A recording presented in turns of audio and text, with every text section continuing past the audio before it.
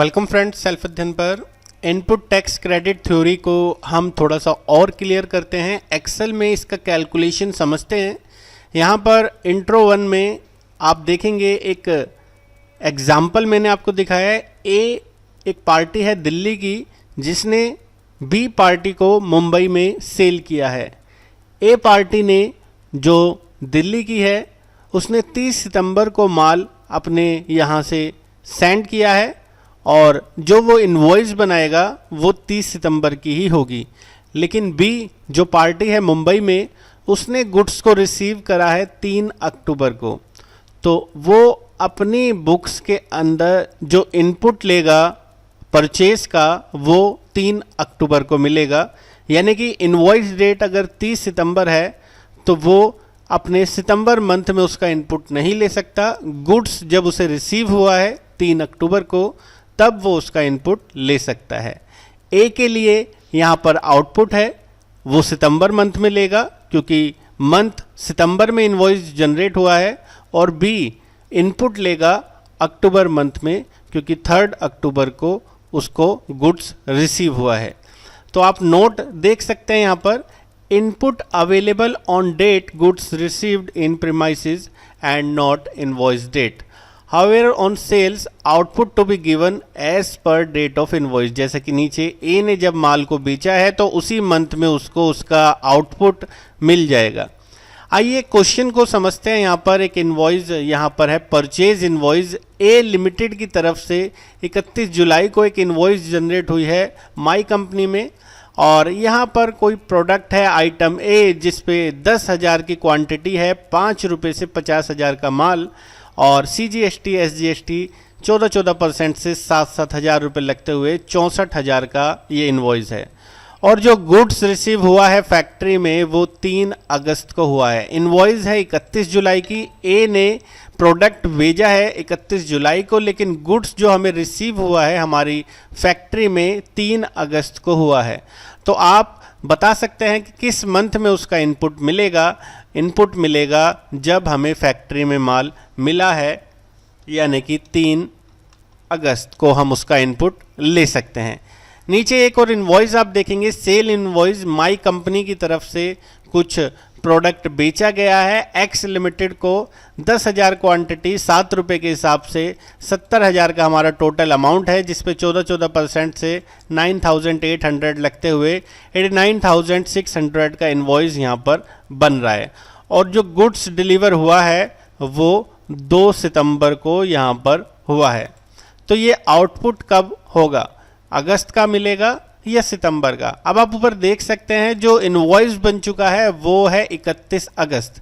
Good deliver कभी भी हुआ हो, हमारी तरफ से इनवॉइस बना है अगस्त मंथ में, तो सेल में जिस दिन का इनवॉइस है उसी मंथ में आपको उसका आउटपुट मिलेगा। और परचेज के केस में जब आपको गुड्स रिसीव हुआ है वो आपको कंसीडर करना है। तो नीचे के मंथ में यहाँ पर अगर गुड्स डिलीवर 2 सितंबर को हुआ है तो आपको उससे कोई मतलब नहीं है, आपका मंथ है 31 अगस्त इनवॉइस का, तो यहाँ पर अगस्त मंथ का आपको आउटपुट मिलेगा।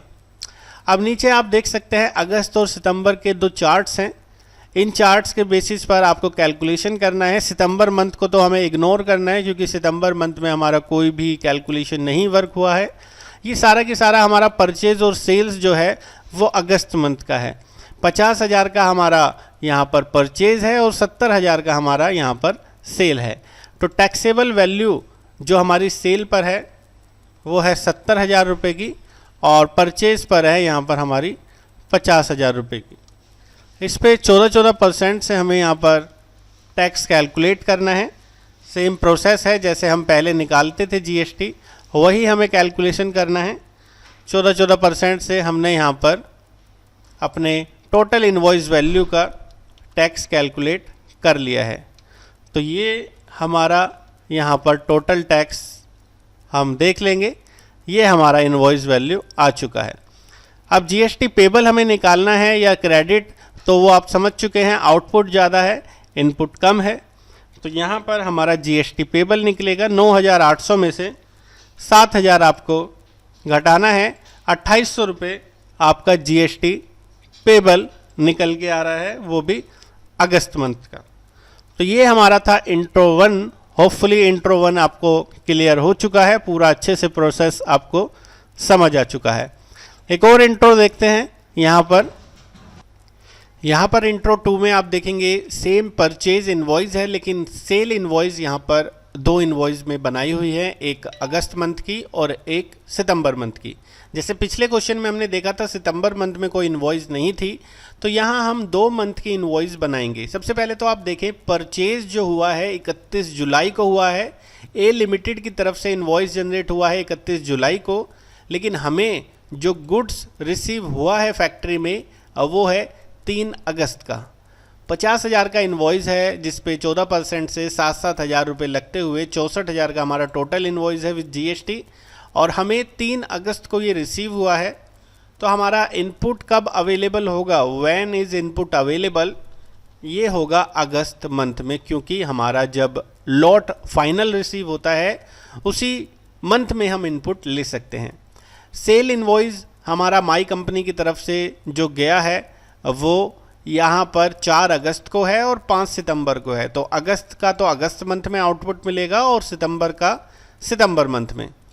तो हमें ये कैलकुलेशन करनी है अगस्त और सितंबर मंथ की। ऊपर आप देखें जो हमारा अगस्त मंथ का परचेज इनवॉइस है 50,000, सेल इनवॉइस है 42,000। तो हमें यहाँ पर 42,000 और 50,000 का इनवॉइस के ऊपर कैलकुलेशन करना है। 14% से हम यहाँ पर कैलकुलेशन कर रहे हैं। जो हमारा CGST निकल के आया है वो सेम हमारा SGST अमाउंट होगा। 50,000 पे हमें 14% निकालना है।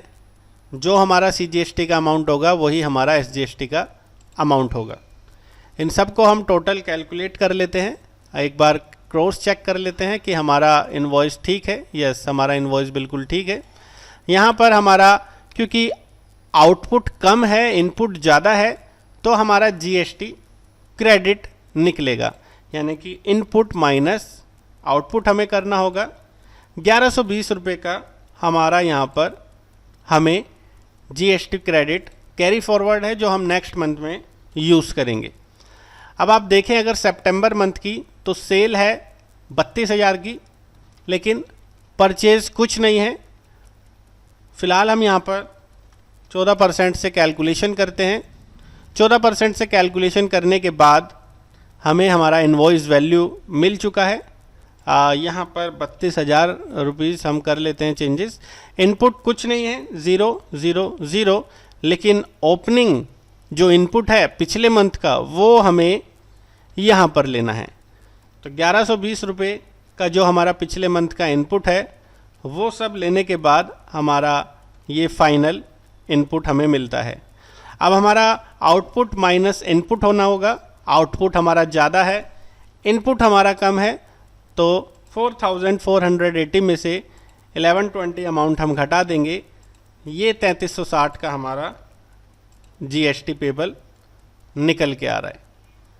तो ये हमारा कैलकुलेशन हुआ है सितंबर और अगस्त मंथ का।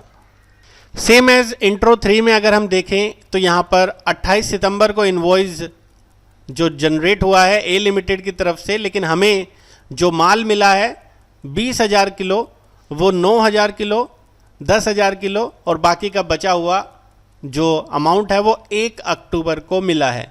तो जब हमें फाइनल लॉट मिलता है हमारा उसी मंथ में यहाँ पर इनपुट मिलेगा। यहाँ पर सेल फ्रॉम शॉप दे रखा है 29 सितंबर और 31 अक्टूबर। तो एक इनवॉइस सितंबर की है तो सितंबर मंथ का इनपुट मिलेगा, और 1 अक्टूबर की है तो अक्टूबर मंथ को यहाँ पर हमारा आउटपुट मिलेगा। नीचे आप देखें सेल इनवॉइस जो है 31 अक्टूबर की, उसमें भी हमारा गुड्स टुकड़ों में जा रहा है 1 नवंबर तक, लेकिन हमें ये सेल में कंसीडर नहीं करना, हमें सिर्फ यहाँ पर इनवॉइस डेट देखनी है, इसलिए 31 अक्टूबर को ही हम इसका आउटपुट लेंगे। हम परचेज के केस में वो चेक करते हैं जब हमारा टुकड़ों में हमें माल मिलता है। तो हमें सितंबर और अक्टूबर मंथ की यहाँ पर कैलकुलेशन करनी है। सितंबर और अक्टूबर मंथ की कैलकुलेशन को हम यहाँ पर देखते हैं। तो सितंबर मंथ में सिर्फ हमारा जो इनवॉइस है 40,000 का वो ही हमें यहाँ पर लेना है, क्योंकि परचेज इनवॉइस तो हमारा अक्टूबर मंथ में उसका हम इनपुट लेंगे। 14% से हम यहाँ पर कैलकुलेशन कर लेते हैं। CGST वाला अमाउंट ही हमारा SGST अमाउंट होगा। इनपुट यहाँ पर कुछ नहीं है तो हमारा GST पेबल निकल के आएगा, क्योंकि आउटपुट ज़्यादा है और इनपुट कम है। तो ये हमारा 5600 का जो GST पेबल होगा वो है सितंबर मंथ का। अक्टूबर मंथ में हम देखें सेल इनवॉइस हमारी यहाँ पर 1.5 लाख की है।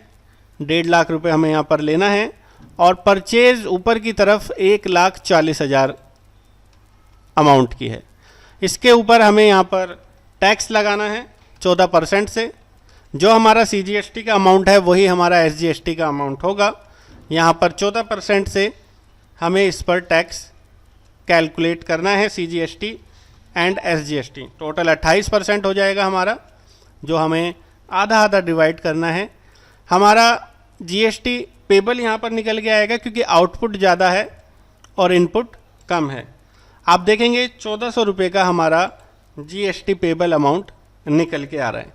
तो ये हमने कुछ इंट्रो देखे कैलकुलेशन के, अगर इनपुट होता है तो वो कैसे कैलकुलेशन करते हैं, अगर हमारा पेबल होता है तो नेक्स्ट मंथ में फिर हम कैसे कैलकुलेशन करते हैं। इसी के बेस पर कुछ क्वेश्चंस हैं, आप देखेंगे नीचे की तरफ क्वेश्चन 1, 2, 3 ये 8 तक हैं। इन सभी को हम नेक्स्ट वीडियो में कवर करेंगे। इनके सॉल्यूशंस वेबसाइट्स पर ऑलरेडी अवेलेबल हैं, जो मेंबर्स हैं वो वहां से डाउनलोड करके इसको प्रैक्टिकली कर सकते हैं। आज की वीडियो में इतना ही। आगे की वीडियो में हम इसी टॉपिक को कंटिन्यू करेंगे। Thanks for watching, bye bye.